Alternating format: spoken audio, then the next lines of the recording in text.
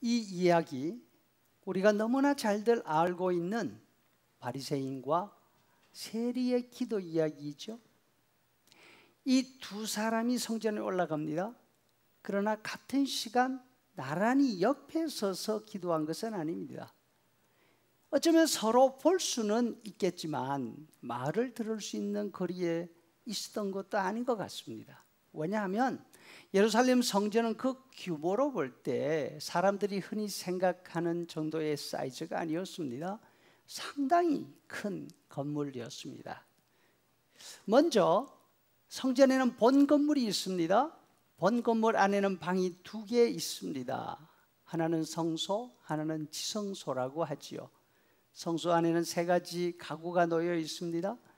들어가면서 오른편에 큰 식탁이 있고 그 위에 커다란 빵 12개가 올려져 있습니다. 왼편에는 7가지를 가진 등대가 성소를 환하게 비추고 있죠.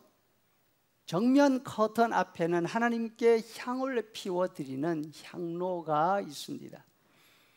그 향로 뒤에 있는 커튼을 열고 들어가면 창문 하나 없는 방이 있습니다. 지성소입니다. 칠흑같이 깜깜한 그 방에는 아무것도 없고 십계명 돌판이 담긴 금상자 하나만 놓여 있었습니다. 우리에게 은혜를 내려주시는 하나님의 보좌를 상징하는 것입니다. 그런데 이 성전 본거물에는 아무도 들어갈 수 없었습니다. 다만 매일 아침 저녁으로 순번을 맡은 제사장만 들어가서 등불을 켜고 끕니다. 안식일마다 빵을 교체해 두었습니다.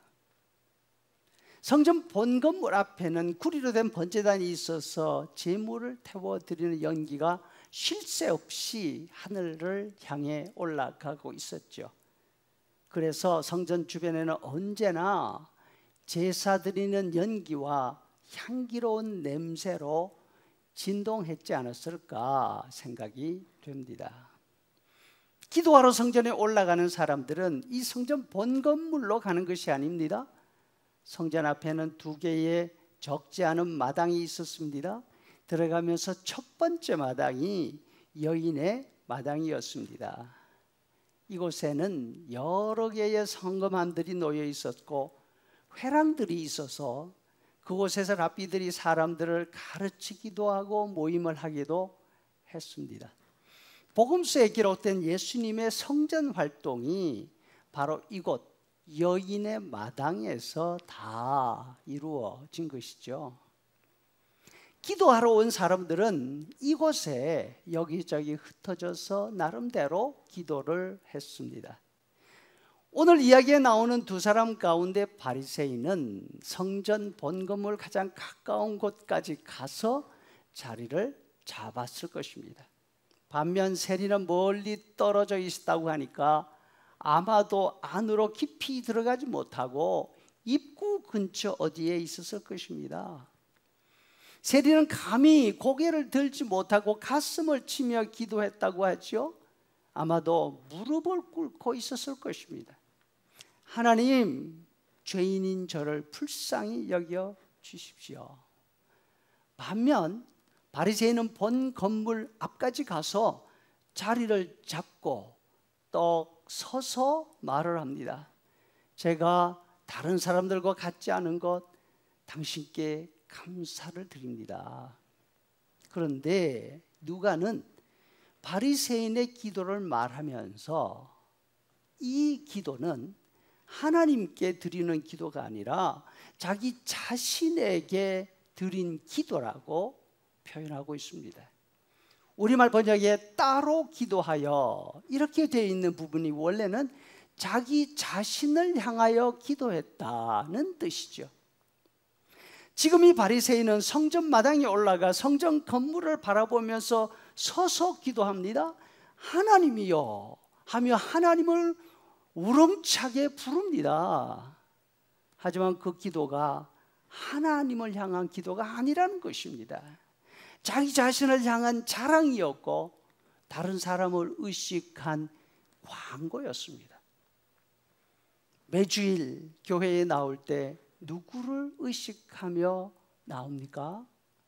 하나님을 생각하고 하나님이 주시는 은혜를 기다리는 그런 간절한 마음으로 나오시죠. 그런데 이 바리새인은 성전에 올라가면서 하나님이 아니라 자신에게 관심이 있었습니다. 다른 사람들이 자신을 봐주고 자신이 얼마나 믿음 좋고 멋있는 사람인지 알아주기를 바라는 그 마음뿐이었습니다. 9절에 또 자기를 의롭다고 믿고 있는 사람들에게 예수님이 말씀하셨다 하지요. 자신이 진짜 믿음 좋은 사람, 멋있는 사람이라고 확신하는 사람들은 하나님께 관심 없습니다. 그 관심은 자신에게만 있는 것이죠. 이 사람의 기도는 하나님과 아무런 상관이 없다. 누가가 말씀하고 있습니다. 바라기는 우리가 드리는 예배, 우리가 드리는 기도가 하나님이 받으시고 하나님이 들으시는 그런 예배와 기도가 되기를 소원합니다. 14절에서 예수님이 말씀하십니다. 이 사람은 의롭다 하심을 받고 집으로 내려갔느니라. 아멘.